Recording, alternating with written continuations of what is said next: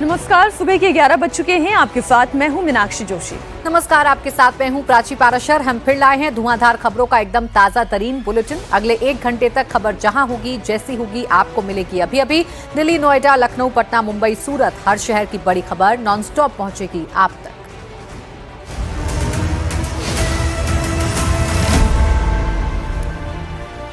आज खबरों में बात होगी कि दिल्ली जल बोर्ड घोटाले में दूसरी बार गिरफ्तार सत्येंद्र जैन की कोर्ट में पेशी है। छात्रों के मुद्दे पर पटना में आरजेडी का राजभवन मार्च है, तो झारखंड में कैसे रद्द हुई 44 भर्ती परीक्षाएं।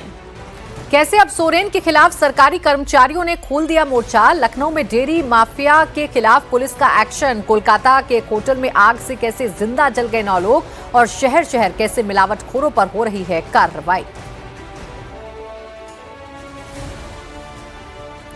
बड़ी खबर आपको दिल्ली से दे दें, जहां आपके सीनियर नेता और पूर्व मंत्री सत्येंद्र जैन की गिरफ्तारी पर घमासान मचा हुआ है। एसीबी ने दिल्ली जल बोर्ड के एसटीपी टेंडर घोटाले में सत्येंद्र जैन समेत 6 आरोपियों को गिरफ्तार किया है।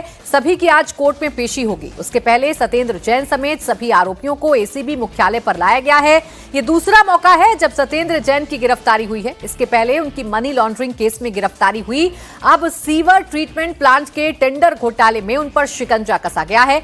सत्येंद्र जैन केजरीवाल सरकार में जल मंत्री थे। जल बोर्ड सत्येंद्र जैन के मंत्रालय में आता था। एसीबी के मुताबिक उनके कार्यकाल में सीवेज ट्रीटमेंट प्लांट के विस्तार और अपग्रेडेशन के लिए टेंडर जारी हुआ था। एंटी करप्शन ब्यूरो इस केस की जांच कर रही है। गिरफ्तार किए गए लोगों में दिल्ली जल बोर्ड के पूर्व सीईओ उदित प्रकाश राय भी शामिल हैं। आरोप है कि उदित प्रकाश राय और उनके परिवार को 1,52,00,000 रुपए की रिश्वत दी गई। सत्येंद्र जैन और उदित प्रकाश के अलावा दिल्ली जल बोर्ड के पूर्व कॉन्ट्रैक्चुअल कंसल्टेंट अंकित श्रीवास्तव, कंपनियों के मालिक नागेंद्र यादव, राजा कुमार कुर्रा, पंकज वर्मा को भी अरेस्ट किया गया है। 22 महीने तक बाहर रहने के बाद सत्येंद्र जैन एक बार फिर हवालात में पहुंच गए हैं। सत्येंद्र जैन और बाकी लोगों पर आरोप है कि एसटीपी प्लांट का टेंडर इस तरह जारी किया गया है कि इससे केवल एक कंपनी यूरोटेक एनवायरमेंट को फायदा हुआ। एसीबी के मुताबिक दिल्ली जल बोर्ड के 4 सीवेज ट्रीटमेंट प्लांट टेंडर में कथित अनियमितताएं हुई। एजेंसी ने आरोप लगाया कि टेंडर की शर्तें इस तरह से बनाई गई कि एक खास कंपनी को फायदा मिले। टेंडर में ऐसी शर्तें जोड़ी गई जिससे प्रोफेशनल कंपटीशन खत्म हो जाए। इस मामले में दिसंबर 2025 में सत्येंद्र जैन समेत 14 लोगों के खिलाफ करीब 17 करोड़ 70 लाख रुपए के कथित मनी लॉन्ड्रिंग मामले में चार्जशीट दाखिल की गई थी। सत्येंद्र जैन पर यह केस 11 मई 2024 को दर्ज किया गया था। एसीबी को जांच के दौरान बिचौलियों और सरकारी अधिकारियों के बीच हुई बातचीत के इलेक्ट्रॉनिक सबूत मिले। ईमेल जांच में यह पता लगा कि टेंडर के दस्तावेज कंपनियों से पहले ही शेयर हुए थे।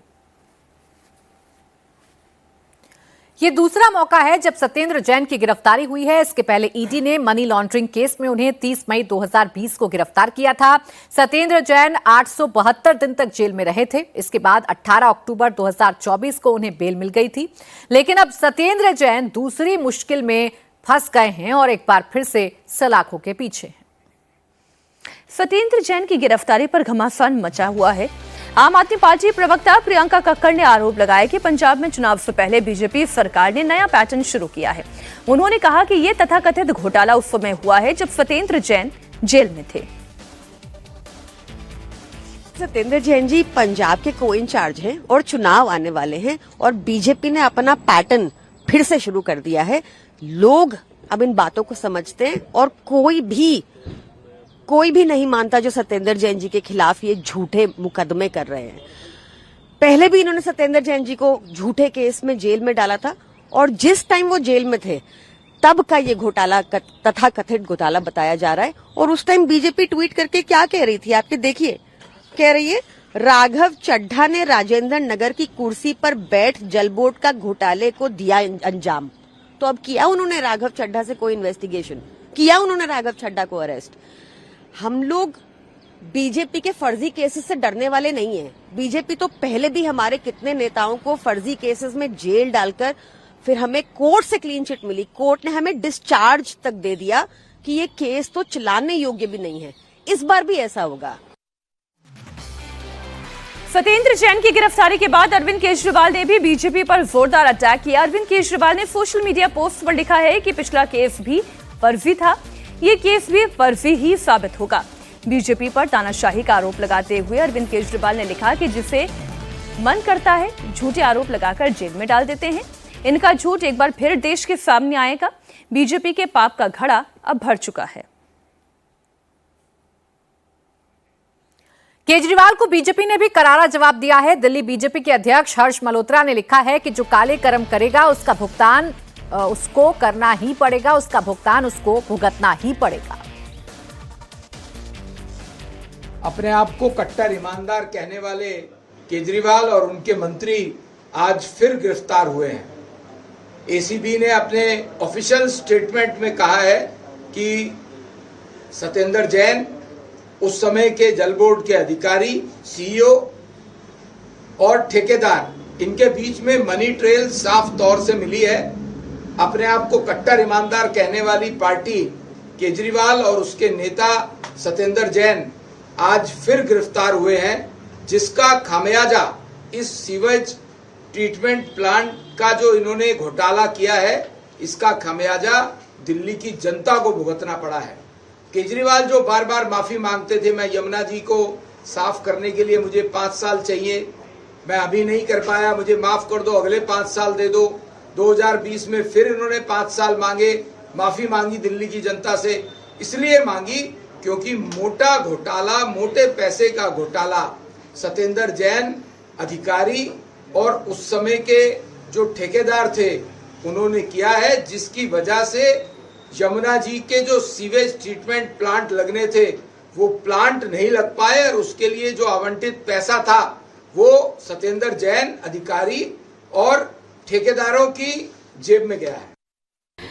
देखिए, एक तो चोरी और फिर ऊपर से सीना चोरी, ये आम आदमी पार्टी की पुरानी नीयत भी रही है और नीति भी रही है, और कहीं ना कहीं वो अपने इस पाप को इस प्रकार की बयानबाजी में उसका आवरण देकर छिपाने की कोशिश करेंगे।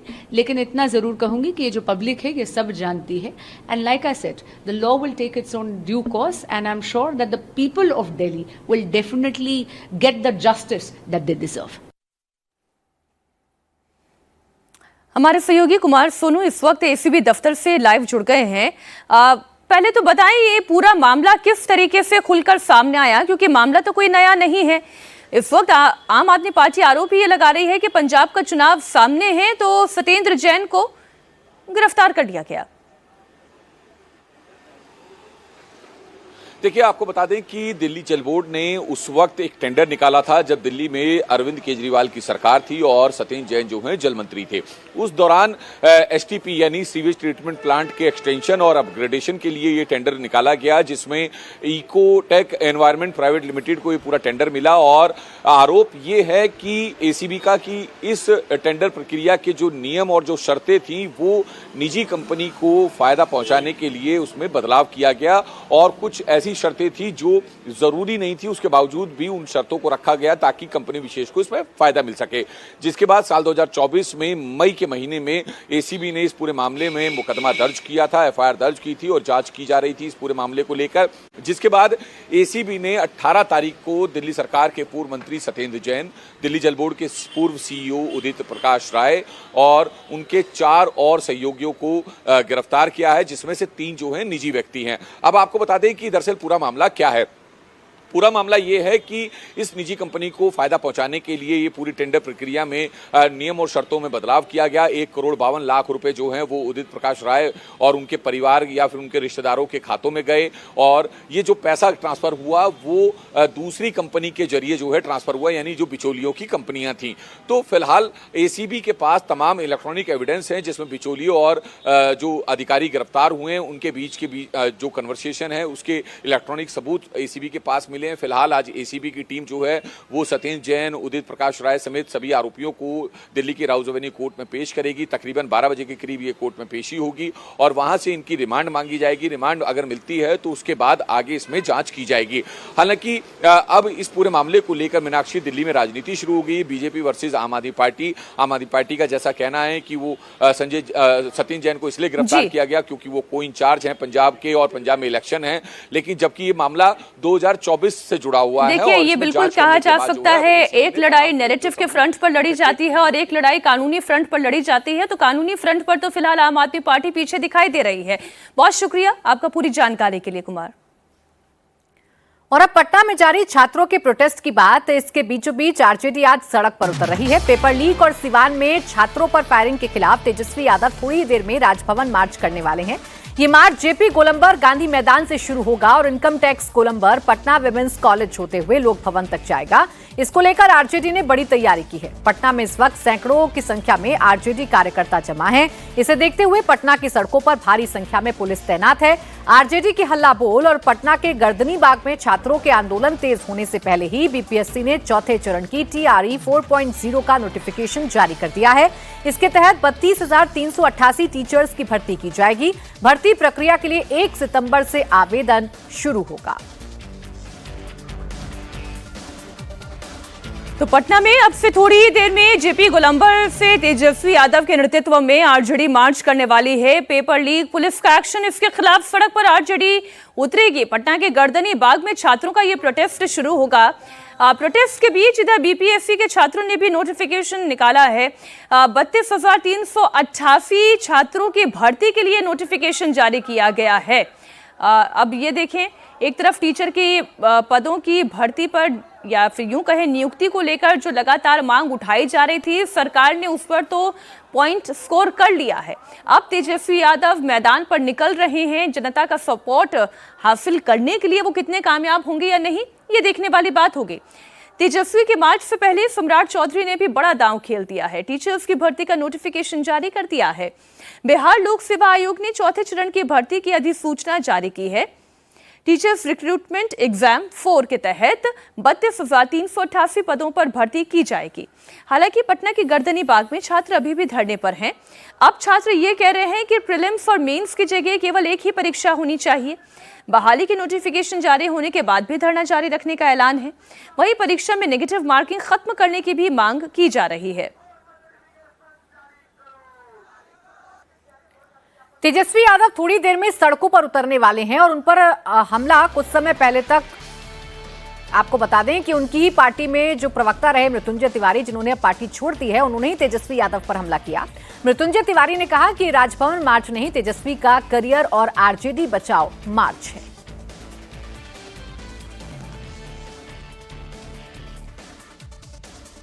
आज राष्ट्रीय जनता दल का लोक भवन मार्च नहीं, ये श्री तेजस्वी यादव जी का करियर बचाओ पार्टी बचाओ मार्च है।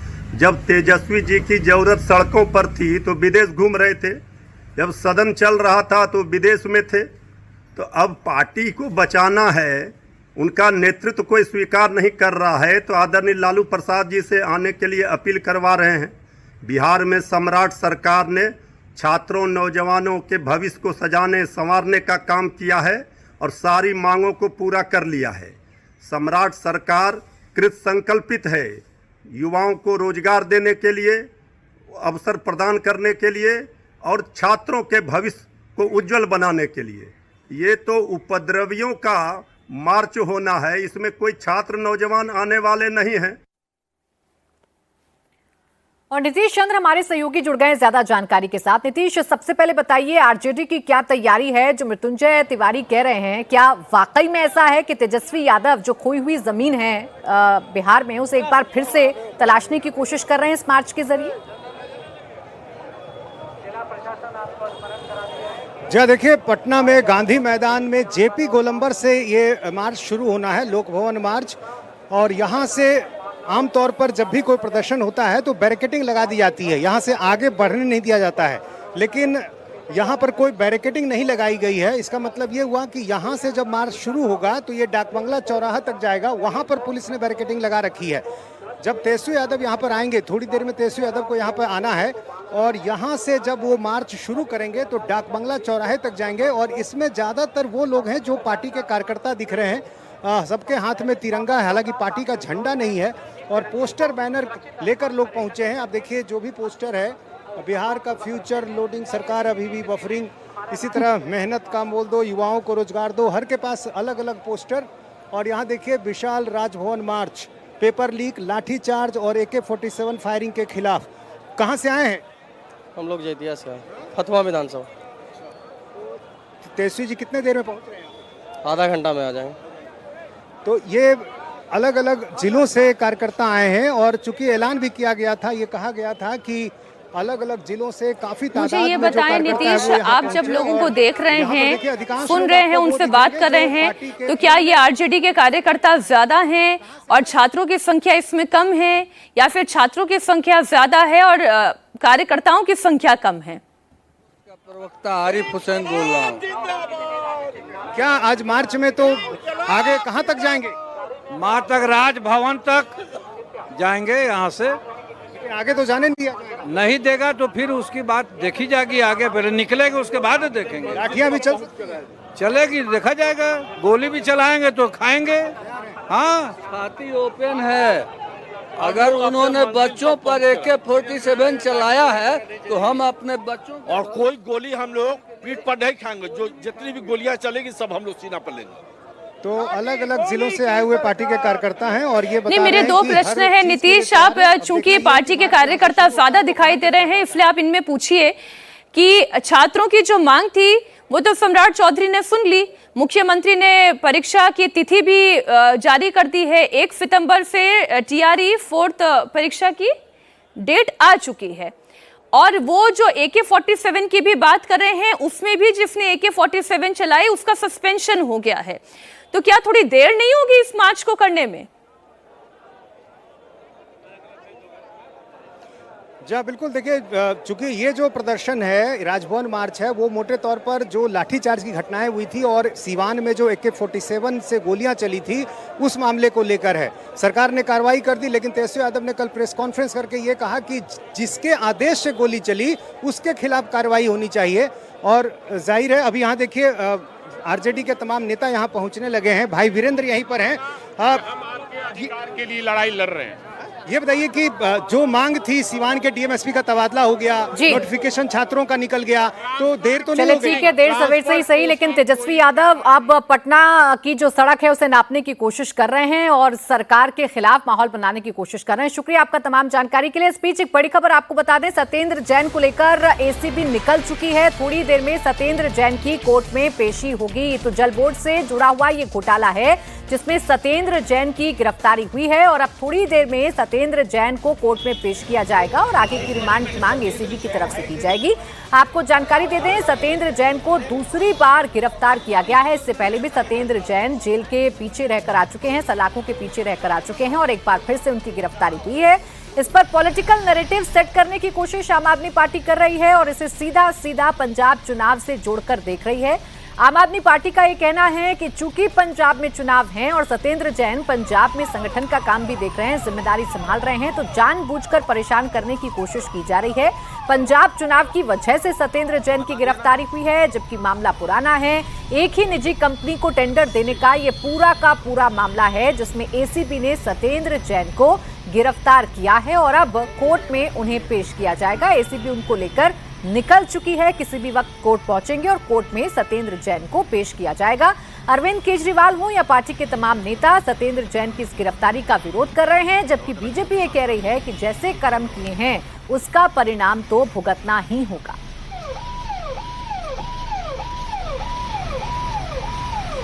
तस्वीरें इस वक्त आप देख रहे हैं, सत्येंद्र जैन को लेकर ACB निकल चुकी है। अब से थोड़ी देर में सत्येंद्र जैन की कोर्ट में पेशी है। और जो ये एक नैरेटिव भी है, पॉलिटिकल नैरेटिव, जो आम आदमी पार्टी कह रही है कि पंजाब में चूंकि चुनाव है और सत्येंद्र जैन का पार्टी में एक बहुत बड़ा योगदान है। पंजाब में फंड मैनेजर के तौर पर भी, चूंकि सत्येंद्र जैन चाहे वो दिल्ली हो पंजाब हो, वो एक फंड मैनेजर के तौर पर भी एक बड़ी भूमिका उनकी आम आदमी पार्टी में, इसलिए उनको निशाने पर लिया जा रहा है, इसलिए उनकी दूसरी बार गिरफ्तारी की गई है। आम आदमी पार्टी ये कह रही थी कि पिछली बार भी कुछ नहीं निकला, इस बार भी कुछ नहीं निकलेगा, ये केवल पॉलिटिकल वेंडेटा है। तो ये एक पॉलिटिकल लड़ाई है, ये आम आदमी पार्टी का कहना है। लेकिन वहीं दूसरी तरफ अगर आप कानून के नजरिए से देखेंगे तो दिल्ली जल बोर्ड में STP घोटाले में सत्येंद्र जैन की गिरफ्तारी हुई है और अब उनकी कोर्ट में पेशी हो रही है। दिल्ली के एंटी करप्शन ब्रांच का ये एक्शन है। साल 2024 का ये मामला है और ACB ने सत्येंद्र जैन समेत 6 और लोगों को इस मामले में अरेस्ट किया है। हमारे सहयोगी कुमार सोनू लगातार इस खबर पर जुड़े हुए हैं। कुमार, एक तरफ पॉलिटिकल नैरेटिव है, उसको अभी हम थोड़ी देर में चर्चा में लेकर आएंगे, लेकिन अभी इसके जो कानूनी पहलू है उस पर हम चर्चा कर ले। कहाँ गड़बड़ हुई थी, कब गड़बड़ हुई थी, अभी तक की जांच में क्या बातें सामने आई हैं? देखिए, ये दरअसल पूरा साल 2024 में ये पूरा मामला सामने आया था, जब सत्येंद्र जैन के खिलाफ ये पूरे एसीबी ने इस पूरे मामले में मुकदमा दर्ज किया था। 18 तारीख को सत्येंद्र जैन को इसमें गिरफ्तार किया गया, बाकी 5 आरोपी भी इसमें गिरफ्तार हुए हैं। दरअसल ये दिल्ली सरकार का जो दिल्ली जल बोर्ड विभाग है, उसके अंडर जो एसटीपी यानी कि सीवेज ट्रीटमेंट प्लांट का जो एक्सटेंशन और अपग्रेडेशन होना था, उसके लिए एक टेंडर प्रक्रिया जारी की गई थी। उस टेंडर प्रक्रिया की जो शर्तें थी, जो उसके नियम थे, वो कंपनी विशेष को फायदा पहुंचाने के लिए बदले गए और उसी मामले में जो है ये पूरी कार्रवाई हुई है। दरअसल मई 2024 में ये पूरी एफआईआर दर्ज हुई थी। एसटीपी के एक्सटेंशन और अपग्रेडेशन का पूरा मामला था। टेंडर प्रक्रिया के तहत जो है वो इकोटेक एनवायरमेंट प्राइवेट लिमिटेड को फायदा पहुंचाया गया। एसीबी के का कहना है कि तमाम जो शर्तें हैं वो इतनी फ्लेक्सिबल रखी गई ताकि कंपनी को फायदा मिले। इसके बाद जब एसीबी ने इसमें पूरे मामले में जांच की तो एसीबी का कहना है कि दस्तावेजों और बातचीत की जो निजी कंपनियों और बिचौलियों के बीच में या फिर सरकारी लोगों के बीच में जो बातचीत हुई, उसके डिजिटल एविडेंस जो है वो एसीबी के पास मौजूद है। इस पूरे मामले में एसीबी ने सत्येंद्र कुमार जैन जो पूर्व मंत्री हैं उन्हें, उदित प्रकाश राय जो पूर्व सीईओ है जल बोर्ड के उन्हें, अंकित श्रीवास्तव पूर्व संविदा सलाहकार है दिल्ली जल बोर्ड के, नागेंद्र यादव प्रोपराइटर हैं ये एएन एंटरप्राइजेज के, राजा कुमार कुर्रा ये मालिक है इकोटेक एनवायरमेंट प्राइवेट लिमिटेड जिस कंपनी को पूरा टेंडर मिला। इसके अलावा पंकज वर्मा प्रोपराइटर है सृजन हार के। तीन तमाम लोगों को गिरफ्तार किया गया और 1,52,00,000 रुपए उदित प्रकाश राय के खाते में और उनके रिश्तेदारों के खाते में ट्रांसफर किए गए बिचौलियों और बिचौलियों के कंपनी के खातों के द्वारा, ताकि उसके बाद उन्होंने अचल संपत्तियां उनकी खरीदी। फिलहाल एसीबी उन प्रॉपर्टीज को भी जो है आइडेंटिफाई कर रही है। तो ये पूरा मामला है जिसको लेकर अब ये कार्रवाई हुई है। दरअसल एसीबी ये जज करना चाह रही है कि टेंडर प्रक्रिया के तहत इस पूरे घोटाले के तहत जो है सरकार को कितना नुकसान हुआ, इसको लेकर पूरी इन्वेस्टिगेशन करनी है। किसकी क्या रोल था, किसकी क्या भूमिका थी, खासतौर पर सत्येंद्र जैन की क्या भूमिका थी। दिल्ली पुलिस की गाड़ी हम देख पा रहे हैं कुमार, और सत्येंद्र जैन को इस वक्त एसीबी कोर्ट में पेशी के लिए ले जा रही है। ये तस्वीरें लगातार हम दर्शकों तक पहुंचाते रहेंगे। फिलहाल बहुत शुक्रिया आपका इस पूरी जानकारी के लिए, आप नजर बनाए रखें। एक और बड़ी खबर की तरफ दर्शकों को लिए चलते हैं। रांची में चल रहे छात्रों के आंदोलन को लेकर सोरेन सरकार ने देर रात आखिरकार नोटिफिकेशन जारी कर दिया। नोटिफिकेशन में 45 परीक्षाओं पर बड़ा फैसला लिया गया और 39 परीक्षाएं रद्द कर दी गईं तो 6 परीक्षाओं को स्थगित कर दिया गया। यानी लगभग छात्रों की अभी सभी मांगे मान ली गई हैं। केवल सीबीआई जांच की मांग को छोड़कर ऐसे में आज छात्र आंदोलन को लेकर बड़ा फैसला लिया जा सकता है। हालांकि झारखंड सरकार के नोटिफिकेशन के बाद बेरोजगार हुए नौजवान सड़क पर हैं। दरअसल जिन उम्मीदवारों ने सीजीएल एग्जाम को पास करके नौकरी हासिल की थी, कोर्ट के आदेश पर जिन लोगों को नौकरी मिली थी, अब वो बेरोजगार हो गए हैं। ऐसे में सभी ने न्याय की मांग को लेकर रांची में टॉर्च लाइट जुलूस निकाला और सरकार पर फैसले पर दोबारा विचार करने की मांग भी की।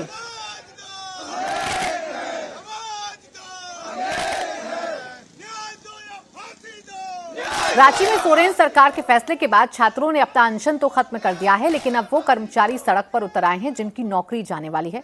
इन कर्मचारियों के मन में गुस्सा है, लेकिन उनकी आंखों में आंसू हैं। वो सोरेन सरकार से अपने फैसले पर फिर से विचार करने की अपील कर रहे हैं। हम लोग हर तरह के जांच के लिए रेडी हैं। आप जांच कीजिए, जो गलती आता है उसको कीजिए, लेकिन कुछ लोगों के लिए हम लोग के लिए साधा न्याय मत कीजिए सर। हम लोग के लिए साधा न्याय मत कीजिए। तो पोस्ट पर हम जांच कराने के लिए तैयार हैं। जो बोलिएगा सब लेके आए हैं, पूरा डॉक्यूमेंट लेके आए हैं, लेकिन मत कीजिए। आप सरकार, आप हम लोग को नियुक्ति दिए थे, आप ही मत कीजिए। सीबीआई जांच कीजिए, जहाँ से जो जांच करना है वो जांच कीजिए, लेकिन हम लोग के साथ अन्याय मत कीजिए सर। हम लोग मर जाएंगे। सरकार के फैसले के बाद मैं रोड में आ गया हूँ। फिर यहाँ सोचिए, मैं अपनी माँ और पापा से कहना चाहूँगा कि कृपया माँ और पापा आप लोग धैर्य रखें, हम फिर से जीतेंगे। सरकार से भी हम अपील करेंगे, कृपया अपने ये कठोर जो निर्णय लिए उसको वापस ले। हमारा इस सरकार के निर्णय से माननीय न्यायालय का जो आदेश था उसकी अवहेलना की गई है। ये काफी एक प्रकार से हम बोल सकते हैं कि न्याय की आज हार हुई। माननीय न्यायालय की आज हार हुई, हम ये कहना चाहेंगे। वहीं लखनऊ में दरोगा की पिटाई के मामले ने तूल पकड़ लिया है। अवैध डेयरी संचालकों की अब खैर नहीं। इस वक्त की बड़ी खबर आपको बता दें, लखनऊ पुलिस आज से स्पेशल ड्राइव शुरू करने जा रही है। अवैध डेयरी और छुट्टा पशुओं के खिलाफ लखनऊ में आज से विशेष अभियान शुरू होने जा रहा है। पुलिस और नगर निगम की तरफ से अभियान चलाया जा रहा है। रविवार को पारा इलाके में अवैध डेयरी चलाने वालों ने पुलिस और नगर निगम की टीम पर हमला कर दिया था। इस दौरान पुलिस के एक सब इंस्पेक्टर पर जानलेवा हमला किया गया था। पुलिस ने अब तक 2 महिलाओं समेत 7 लोगों को गिरफ्तार किया है। 24 लोगों पर केस दर्ज किया गया है। रविवार को ही वारदात के बाद पुलिस ने एक्शन तेज कर दिया है। कल भी पारा इलाके में धरपकड़ की कार्रवाई दिन भर चलती रही। 200 से ज्यादा भैंसों को नगर निगम की टीम अपने साथ ले गई। कई अवैध डेयरियों को भी सील किया गया। रविवार को हुए हमले में सब इंस्पेक्टर विनय पटेल के सिर पर गंभीर चोट आई है। उस हमले में 6 पुलिसकर्मी घायल हुए थे। नगर निगम के भी कई कर्मचारी जख्मी हुए थे। पुलिस ने अब ऐसे डेयरी संचालकों के खिलाफ एक्शन तेज करने का प्लान बनाया है। स्पेशल ड्राइव की शुरुआत आज से हो रही है। तो आज से लखनऊ पुलिस पूरे एक्शन में दिखाई देगी। केवल पारा ही नहीं बल्कि जहां जहां अवैध डेयरी चल रही है, जिन जिन इलाकों में इनकी वजह से गंदगी का अंबार लगा है, वहां वहां एक्शन होगा। इस स्पेशल ड्राइव में लखनऊ पुलिस के साथ नगर निगम के दस्ते भी होंगे। अवैध डेयरी संचालकों में इस विशेष अभियान को लेकर दहशत भी है। रविवार को दरोगा की पिटाई की गई थी, जिसके बाद एक्शन तेज हुआ है। आरोपियों ने दरोगा का गला दबाया था। खुशबुन नाम की महिला ने जंजीर से सिर पर वार किया था। इस मामले में अब तक 7 लोगों की गिरफ्तारी हो चुकी है और कई फरार बताए जा रहे हैं। 16 तारीख को रिहायशी इलाकों से डेयरी को हटाने के लिए, जो कि सरकारी ज़मीनों पे, रोड पे, अन्य जगहों पे संचालित हो रहे थे, इनके लिए संयुक्त टीम पहुंची थी नगर निगम की और पुलिस की। तो वहां इस अवैध धंधे में लिप्त लोगों द्वारा न सिर्फ पथराव किया गया बल्कि दुर्व्यवहार किया गया नगर निगम के कर्मचारियों के साथ। और पुलिस के एक उप निरीक्षक जो उस समय लीड कर रहे थे, उनके सिर में चेन से वार किया गया, जिससे वो घायल हो गए। साथ ही उनके गला दबाने की कोशिश की गई। इस संबंध में तत्परता से कार्रवाई करते हुए पुलिस द्वारा 2 महिलाओं को जो इस घटना में शामिल थी, उनको हिरासत में लिया गया और FIR लॉन्च किया गया। नगर निगम द्वारा भी FIR लॉन्च कराया गया। एक बड़ी खबर दे दी, लखनऊ में दरोगा की पिटाई मामले में जबरदस्त एक्शन चल रहा है। पुलिस आरोपियों की पहचान कर चुकी है। 2 महिलाओं आफरीन और खुशबुन को गिरफ्तार किया गया है। 5 और आरोपियों को भी सलाखों के पीछे भेजा गया है। पुलिस को अभी कई आरोपियों की तलाश है। वायरल वीडियो की मदद से पुलिस अज्ञात हमलावरों की तलाश में जुटी है। अब तक इन्हें गिरफ्तार किया जा चुका है। उनके नाम मैं आपको दे दूं। खुशबुन, जो इस वक्त इस तस्वीर में भी दिखाई दे रही है, जो लोहे की जंजीर से हमला कर रही हैं। आफरीन, शराफत, रिजवान, सलामुद्दीन, शहाबुद्दीन, इस्लाम। इस मामले में पुलिस ने अब तक 17 लोगों को अभी भी पकड़ना बाकी है। इनकी तलाश जारी है। ये सभी पारा इलाके के ही रहने वाले हैं। रविवार को जब पुलिस और नगर निगम की टीम पर हमला हुआ था, तब ये सभी उसमें शामिल थे। पुलिस की कई टीमें इनकी गिरफ्तारी के लिए अलग अलग इलाकों में दबिश दे रही है। हमारे सहयोगी रुचि कुमार इस वक्त लखनऊ से लाइव जुड़ गई हैं। कईयों की गिरफ्तारी हो गई है, कम से कम जो तस्वीर में दिखाई दे रहे हैं, लेकिन अभी भी 17 लोगों की तलाश जारी है। बिल्कुल मीनाक्षी, क्योंकि एक एक तस्वीर देखकर, वीडियो फुटेज देखकर सबकी तलाश की जा रही है और जो लोग पकड़े गए हैं उनसे पूछताछ की जा रही है।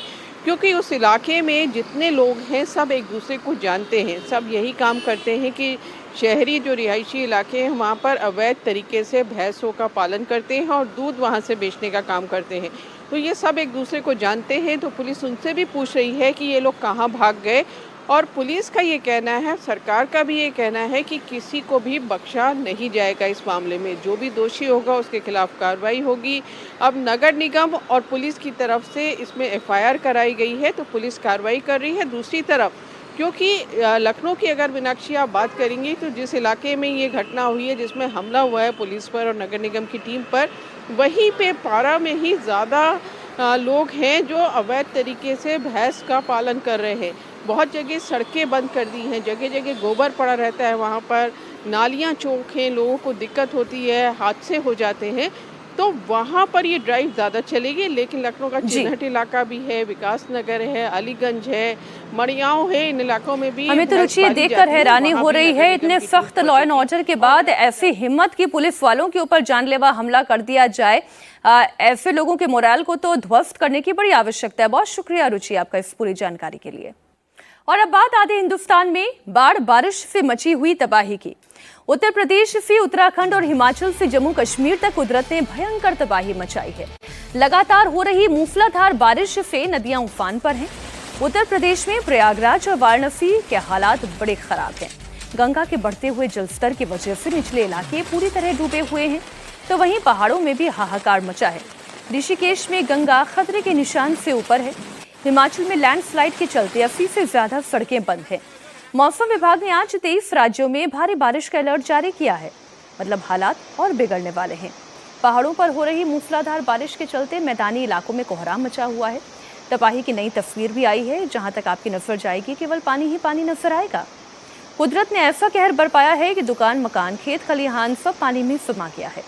नदियां उफान पर है, जिसके चलते कई गाँव के संपर्क भी टूट चुके हैं। अगस्त के आसमानी आफत से लोगों का जनजीवन अस्त व्यस्त हो गया है। पहाड़ों में और बुरे हालात हैं। रह रहकर पहाड़ दरक रहे हैं।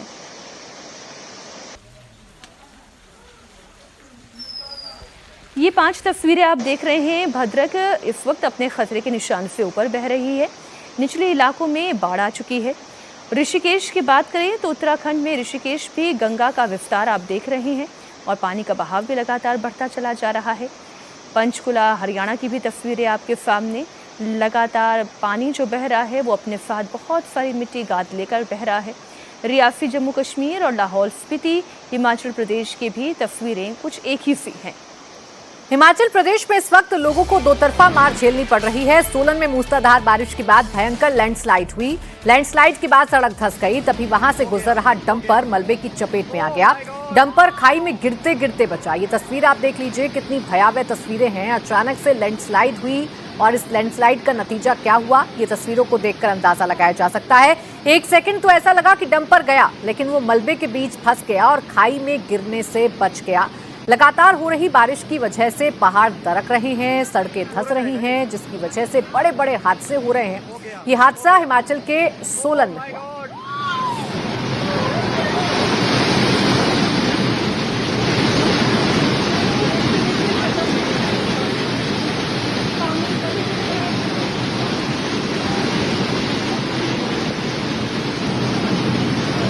तो आप देखिए ये ट्रक किस तरीके से जद्दोजहद कर रहा है अपने आप को बचाने की। ट्रक में सवार जो व्यक्ति है वो अपने आप को बचाने की जद्दोजहद में लगा हुआ है। चूंकि अचानक से सड़क का ये पूरा का पूरा हिस्सा दरक गया और सड़क जैसे ही खिसकी वैसे ही ट्रक भी खाई में गिरते गिरते बाल बाल बचा। अब पंचकुला की तस्वीर आप देखें। हरियाणा के कई जिलों में इस वक्त मूसलाधार बारिश होने के बाद हाहाकार मचा हुआ है। पंचकुला की घग्गर नदी उफान पर है। नदी के तेज बहाव में गुरुद्वारा के पास पुलिस ट्रेनिंग कैंप का पुल तिनके की तरह बह गया। तस्वीरें आप देखिए, भारी भरकम पुल एक सेकंड में बह गया। नदी के तेज बहाव के चलते कई गांवों का संपर्क भी टूट चुका है। प्रशासन ने लोगों से नदी के आसपास न जाने की अपील की है। बेहिसाब बारिश के बाद घग्गर नदी में आया ये पानी का सैलाब ये अपने साथ इस पुल को भी बहा कर ले गया।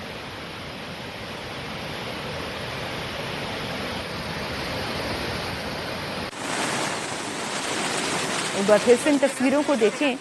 अच्छा खासा मजबूत पुल सा दिखाई देता था, लेकिन पानी का बहाव तो देखिए, इस पुल को अपने साथ बहाते हुए कैसे ले गया। और अब जम्मू कश्मीर की तस्वीर आपके सामने। रियासी में हालात लगातार बिगड़ते जा रहे हैं। लगातार हो रही मूसलाधार बारिश के चलते चिनाब नदी का जलस्तर काफी बढ़ गया है, जिससे सलाल डैम के सभी गेट खोल दिए गए हैं। रियासी से लेकर निचले इलाकों और नदी के किनारों पर हाई अलर्ट जारी किया गया है। नदी के किनारों या निचले इलाकों की तरफ ना जाने की लोगों से अपील की गई है। आप देखिए, लगातार जो नदी नाले हैं वो उफान पर हैं, जिसकी वजह से डैम के जो 11 गेट हैं वो खोले गए हैं और पानी की लहरें बता रही हैं कि किस तरीके से मौसम ने हालात को बिगाड़ दिया है।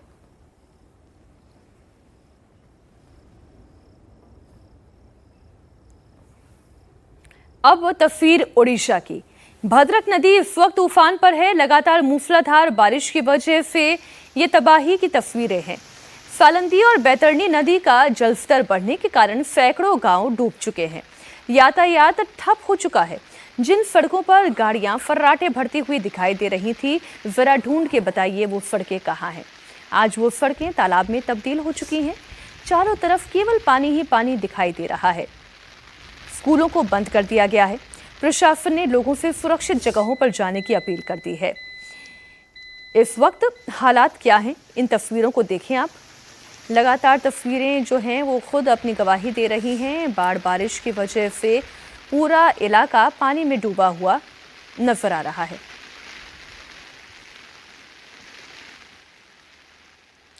यूपी में गंगा अपना रौद्र रूप दिखा रही है। प्रयागराज में गंगा और यमुना का जलस्तर बढ़ने से निचले इलाके पूरी तरह डूब चुके हैं।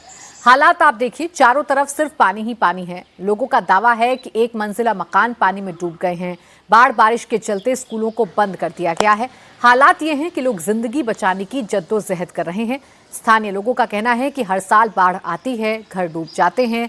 प्रशासन की लापरवाही का खामियाजा जनता को भुगतना पड़ता है। नाले सब कोई सफाई हुई नहीं है, सब नाले पैक हैं, पूरा चौक हो चुका है। यही व्यवस्थाएं हैं यहाँ की। और पानी बरकरार, सभी घरों में पानी भरा, कोई निकल नहीं पा रहा अपने घर से। ना लाइट है, 24 घंटे से लाइट भी व्यवस्था नहीं है। लाइट को काट दिया गया है। कुंभ मेले के दौरान जो भी काम हुए, पेटियों को नीचे लगाया गया, सारी पेटियाँ डूबी हुई हैं, वो आप देख सकते हैं। अगर सभी को मालूम है कि यहाँ जल भराव हर साल होते हैं, तो पेटियों के स्टैंड ऊपर करते तो शायद ये लाइट की समस्या न होती। ट्रांसफार्मर को भी इन्होंने नीचे लगा रखा है, तो भी कई समस्याएं यहाँ पर है, कोई सुनने वाला नहीं है। बहुत बुरा हाल है। एक आधा फ्लोर जिसका सिंगल स्टोरी का मकान है, उसका घर किचन तक पानी चला गया है। आधा फ्लोर पूरा डूब गया है। 24 घंटे के बाद भी ये स्थिति है। 24 घंटे नहीं, इसको 3 दिन बोलिए सीधे 3 दिन इसी तरीके से 1 इंच पानी नहीं निकल रहा है। एकदम पूरी व्यवस्था बेकार हो गई है पानी निकासी की। और ये पूरी प्रशासन की नाकामी है। कारें वारे सब 2-3 नाली में सब चली गई, बह गई। कल से सब आदमी परेशान है, घरों में पानी जा रहा है, इधर उधर पूरा सब कुछ डूब गया है।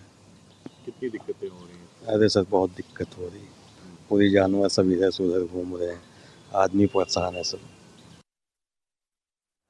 प्रयागराज की तरह ही काशी भी डूबी हुई दिखाई दे रही है। ये तस्वीरें वाराणसी की है। गंगा का जल स्तर बढ़ रहा है। 84 घाटों का संपर्क टूट गया है। मणिकर्णिका और हरिश्चंद्र घाट पर पानी बढ़ने की वजह से सीढ़ियों पर अंतिम संस्कार किया जा रहा है। दशाश्वमेध घाट पर गंगा सेवा निधि की आरती छत पर करवाई गई। नमो घाट के प्लेटफॉर्म तक भी पानी पहुंच गया है। घाटों पर सुरक्षा के लिए बैरिकेडिंग की गई है और एनडीआरएफ और जल पुलिस की टीम लगातार गश्त कर रही है। तेज बहाव को देखते हुए नाव संचालन भी बंद कर दिया गया है। निचले इलाके पूरी तरह से डूबे हुए दिखाई दे रहे हैं। ब्रह्मेश्वर महादेव मंदिर की ही ये तस्वीर आप देखें। आधे से ज्यादा दरवाजा बल्कि डूब चुका है।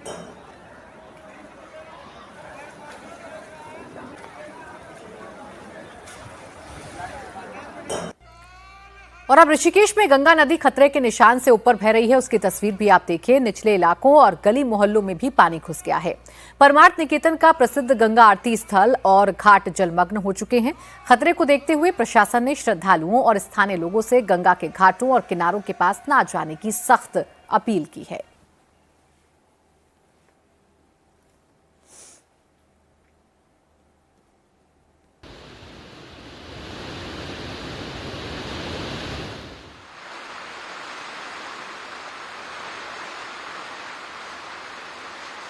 शांति शांति। हिमाचल प्रदेश में भारी बारिश कैसे कहर बनकर बरसी। लाहौल स्पीति के मियार घाटी में फ्लैश फ्लड से आई भारी तबाही की तस्वीरें देखकर आप अंदाजा लगाएं। पहाड़ों पर हुई बारिश के बाद आए फ्लैश फ्लड से करपट नाले में अचानक भयंकर बाढ़ आ गई। इसके बाद करपट और चौखांग रोड ब्लॉक हो गई। हिमाचल में लगातार बेहद खराब स्थिति है। बारिश लैंडस्लाइड के चलते 88 सड़कें अभी भी बंद है। गाँव अभी भी बचा ही हुआ है करपटन नाले से, पर पिछली बार से भी बहुत ज़्यादा आया। पर ये तबाही सिर्फ हिंदुस्तान में ही नहीं बल्कि थाईलैंड पे भी कुदरत कहर बरपा रही है। थाईलैंड के पुआ में हुई भारी बारिश के बाद सैलाब आ गया। कार पत्ते की तरह बहती नजर आई। सैलाब के सामने जो भी आया वो उसमें समा गया। हालात भयावह हैं। तस्वीरें देखिए, बताया जा रहा है कि कई घर जो हैं वो धराशायी हो गए। सैलाब के साथ सड़कें भी बह गई हैं।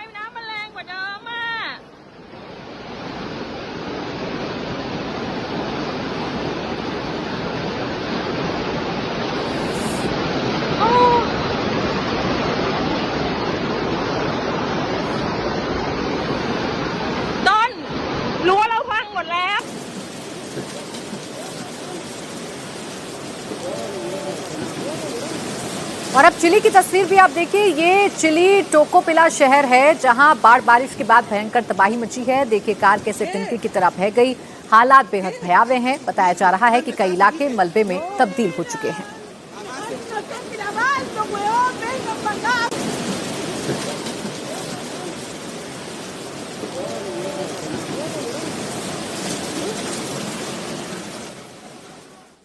अब खबर आपके अपने शहर चंडीगढ़ से है, जहां से हैरान करने वाली तस्वीरें आई हैं। सड़क के बीचों बीच एक बड़ा सा गड्ढा हो गया। चंडीगढ़ में भारी बारिश के चलते इतना बड़ा गड्ढा हो गया। सेक्टर 26 से 28 के बीच वाली सड़क पर खाईनुमा गड्ढा हो गया है। इसके बाद ट्रैफिक को डायवर्ट किया गया। प्रशासन ने सड़क की मरम्मत भी करनी शुरू कर दी है।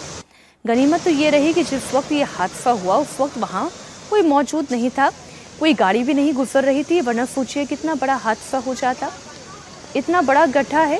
सड़क का बीच का पूरा हिस्सा डैमेज हो चुका है।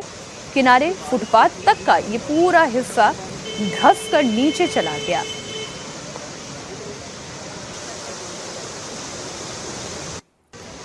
तस्वीर देखकर एक अंदाजा लगता है कि कम से कम 10 फीट गहरा ये गड्ढा है, उससे ज़्यादा भी हो सकता है।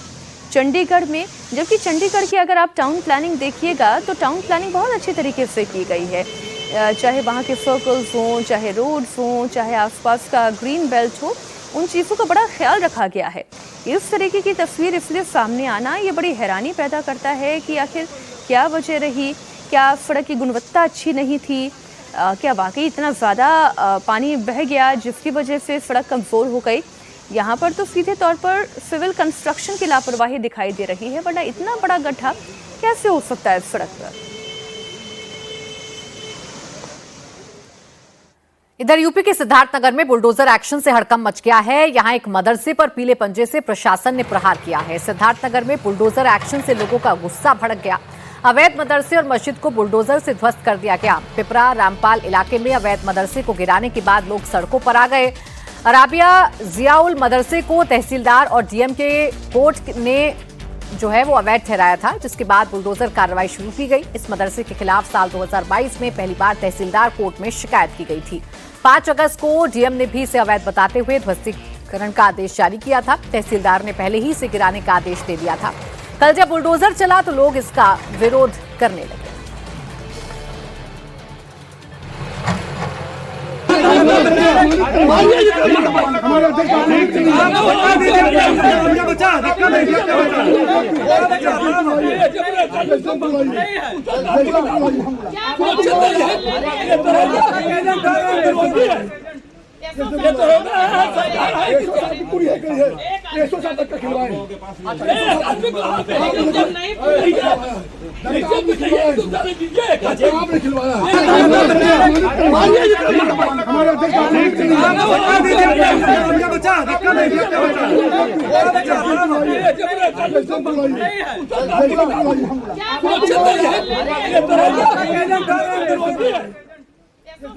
मदरसा प्रशासन का कहना यह है कि ये 1968 में बना था, जो वक्फ बोर्ड में भी रजिस्टर्ड है, लेकिन उनके बाद सुने वगैरह से ध्वस्त कर दिया गया। लोगों के विरोध के बावजूद सिद्धार्थनगर में अवैध मदरसे और मस्जिद को गिरा दिया गया। पहले तहसीलदार के कोर्ट ने और फिर बाद में डीएम कोर्ट ने इसे अवैध ठहराया। इसके बाद पिपरा रामपाल इलाके में बने इस मदरसे को ध्वस्त कर दिया गया। सरकार जमीन पर कब्जे की बात कही गई है, जिसकी वजह से इस मदरसे को गिराया गया।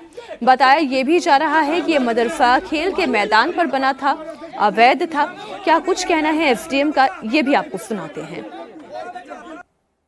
जिलाधिकारी न्यायालय से अपील निरस्त होने के पश्चात आज बेदखली की कार्रवाई सुनिश्चित करने की पुलिस और तहसील प्रशासन की उपस्थिति में जो आदेश जिलाधिकारी न्यायालय और तहसीलदार न्यायिक के न्यायालय से हुआ था उसका अनुपालन मौके पर कराया गया है और अवैध जो मदरसा और मस्जिद थी उसको जो है बेदखल करके ध्वस्त कराया गया है। वहीं ग्राम प्रधान का ये कहना है कि मदरसा 1968 से चल रहा है। यहाँ 450 बच्चे पढ़ते थे जिनसे कोई फीस नहीं ली जाती थी। साजिश के तहत इसे गिरा दिया गया। मदरसा रजिस्ट्रेशन 1997 से ही था, 1968 से बना है। यहाँ रजिस्टर्ड 1997 से है और 1986 से वक्फ बोर्ड में भी है। 450 बच्चे यहाँ पढ़ रहे थे। गांव के चंदे से चलता था। लोग धान गेहूँ देते थे, कोई फीस वगैरह नहीं लिया जाता। बड़ी खबर प्रयागराज से है, जहां माफियाती के गुर्गे पर बड़ा एक्शन हुआ है। बिल्डर के खिलाफ यहां कमिश्नरेट ने बड़ी कार्रवाई की। प्रयागराज में आती के गुर्गे पर कानून का हंटर चला। बिल्डर जेपी दुबे की 25 करोड़ की संपत्ति कुर्क कर ली गई। कमिश्नरेट की तरफ से गैंगस्टर एक्ट के तहत ये कार्रवाई की गई। प्रयागराज के 3 अलग अलग इलाकों में जमीनें हैं जिन्हें कुर्क किया गया है। जेपी दुबे वो शख्स हैं जिसने कभी अतीक की धौंस दिखाकर जमीनें कब्जा की थी। प्रयागराज में जब अतीक की तूती बोलती थी तब जेपी दुबे ने भी दबंगई कर कईयों की जमीन हथिया ली थी, मगर अब उसका भी साम्राज्य ध्वस्त हो रहा है।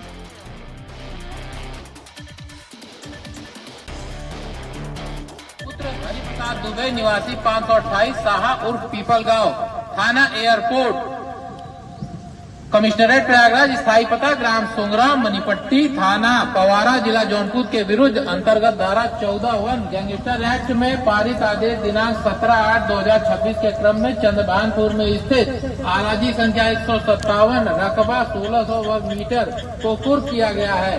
उक्त प्रश्नगत आलाजी में यदि कोई व्यक्ति अतिक्रमण अथवा अवैध कब्जा करता है तो उसके विरुद्ध नियमानुसार विधि सम्मत कार्रवाई की जाएगी।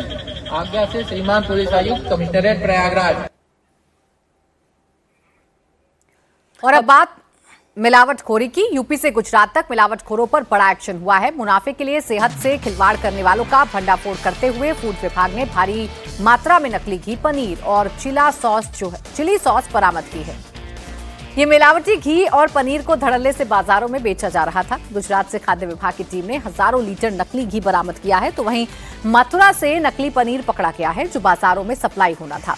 गुजरात के पालनपुर में मिलावटी सॉस जब्त की गई है। तस्वीरें आप देखिए। चंद मुनाफे के लिए मिलावटखोर कैसे खाने में जहर मिला रहे हैं। जिस पनीर को आप चाव से खाते हैं वो पूरी तरह से मिलावटी है। जिस घी को आप सेहत के लिए फायदेमंद समझ रहे हैं उसमें जहर मिलाकर बाजारों में धड़ल्ले से बेचा जा रहा है।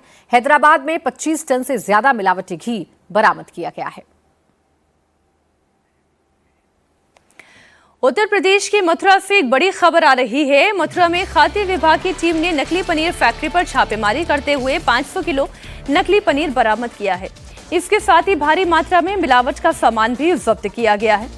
छापेमारी के दौरान पनीर में इस्तेमाल हो रहे refined soyabean oil, Tinopal chemical, आयरा और सोडियम हाइड्रो बरामद किया गया है। पकड़ी गई पनीर की कीमत करीब 1 लाख रुपए बताई जा रही है। तस्वीरें आप देखें। सोचिए ये पनीर अगर आपके घरों तक पहुंचता, आप और आपके बच्चे इसका अगर सेवन करते तो ये कितना जानलेवा होता। योगी आदित्यनाथ का मिलावटखोरों के खिलाफ ये ताबड़तोड़ हंटर चल रहा है।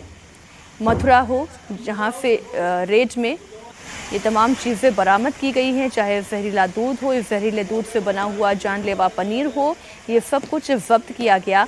उत्तर प्रदेश से लेकर गुजरात तक शहर शहर मिलावटखोरों के खिलाफ कार्रवाई की जा रही है। और माननीय मुख्यमंत्री जी के द्वारा लगातार ये निर्देश दिए जाते हैं जब भी उनकी समीक्षा होती है कि जो खाद्य पदार्थ हैं, जो खाने पीने की वस्तुएं हैं, उनकी सघन चेकिंग हो और जो भी कोई मिलावटखोर है या कोई इस तरीके का चीज़ों में लिप्त है उसके विरुद्ध कठोर से कठोर कार्रवाई की जाए। और इसी दिशा में लगातार छापे भी डाले जा रहे हैं, कार्रवाई भी की जा रही है। संदिग्ध चीज मिलने पर उन्हें नष्ट भी कराया जा रहा है। और मैं आपके माध्यम से लोगों से अनुरोध करूंगा कि हमको इसकी जानकारी दें ताकि कोई भी व्यक्ति जो चोरी छुपे भी करने का प्रयास कर रहा है उस पर भी हम कड़ी से कड़ी कार्रवाई कर सकें। बड़ी खबर आपको देते हैं। मिलावटखोरों के खिलाफ शहर शहर जो एक्शन हो रहा है उसमें हैदराबाद में भी खाद्य विभाग की टीम ने 130 जगहों पर छापा मारा है। मौके से 25 टन से ज्यादा मिलावटी घी बरामद किया गया है और इसके अलावा क्रीम, पाम ऑयल, वनस्पति भी भारी मात्रा में जब्त हुआ है। इसके बाद टीम ने ये कार्रवाई की और गुजरात के पालनपुर की अगर बात करें तो वहां पर एफडीसीए ने 700 किलो मिलावटी चिली सॉस जब्त किया है। आगे की कार्रवाई भी की जा रही है।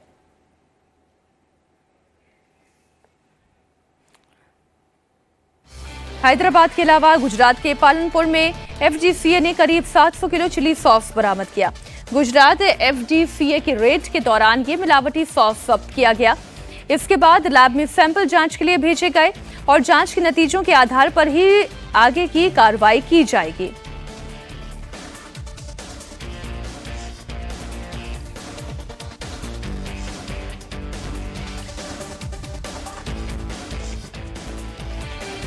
तब आप ये सोचें, जो प्रोविजन स्टोर है वहां से 700 किलो मिलावटी सामान जब्त किया गया। चिली सॉस को लैब सैंपल के लिए भेजा गया है।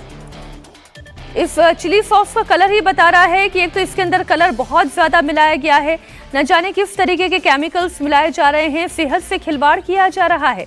ये कितना जानलेवा है। आज हमारे देश में जब हम कैंसर की बढ़ती हुई रफ्तार की बात करते हैं, हर दूसरे से तीसरे घर में जब कैंसर के मरीज पाए जा रहे हैं, उसके पीछे कारण क्या है? जिस तरीके के खान पान की सामग्री इस वक्त मार्केट में बेची जा रही है वो मिलावट से भरी हुई है। गुजरात के सूरत में तो आपने देखा ही, मिलावटखोरों के ऊपर कितना बड़ा एक्शन लिया गया। खाद्य विभाग की टीम ने छापेमारी के दौरान 5157 लीटर मिलावटी घी बरामद किया है। मिलावटी घी की कीमत बाजार में 35 लाख रुपए बताई जा रही है। इसे बाजार में सप्लाई किए जाने का पूरा प्लान तैयार हो गया था। और जरा ये देखें, जो अच्छे ब्रांड हैं उनके नाम का लेबल लगाकर इस मिलावटी घी को फायदे के लिए आपको मौत का सामान बेचा जा रहा है। गुजरात के हेल्थ मिनिस्टर का क्या कहना है वो आपको सुनाते हैं। माफियाओं को हेल्थ विभाग से मैं चेतावनी दे रहा हूं कि आज से सुधर जाओ, वरना पुलिस का डंडा खाने की तैयारी करो और कोर्ट में केस दाखिल होगा। सभी तरह हमारा वकील और हमारा डिपार्टमेंट की निगराह पर एक केस चलेगा और उसको सजा मिलेगी। मैं आशा रखता हूं कि घी, दूध, पनीर और स्वीट बर्फी जिसको बोलते हैं मावा, सभी में मिलावट करने वाले चेतावनी दे रहा हूं सभी को। इस वक्त की एक और बड़ी खबर आपको दे दें। यूपी चुनाव से पहले बीएसपी सुप्रीमो मायावती ने बड़ा फैसला लिया है। मायावती ने पार्टी के राष्ट्रीय महासचिव सतीश चंद्र मिश्रा को बड़ी जिम्मेदारी सौंपी है। उन्हें बीएसपी लीगल मीडिया के साथ ही चुनाव का जिम्मा भी सौंपा है। यानी ब्राह्मण वोटर्स को साधने में मायावती जुटी हुई दिखाई दे रही हैं। जो जाटा वोट बैंक है, उनका कोर वोट बैंक है, अभी भी 11% वोट बैंक उनके साथ हर चुनाव में खड़ा रहा है। अब इसके साथ अगर हम उनके इस सोशल इंजीनियरिंग की बात करें, जिस इंजीनियरिंग में ब्राह्मण आता है, दलित आता है, उसे ब्राह्मण वोट को जुटाने के लिए उन्होंने ये बड़ा फैसला लिया है।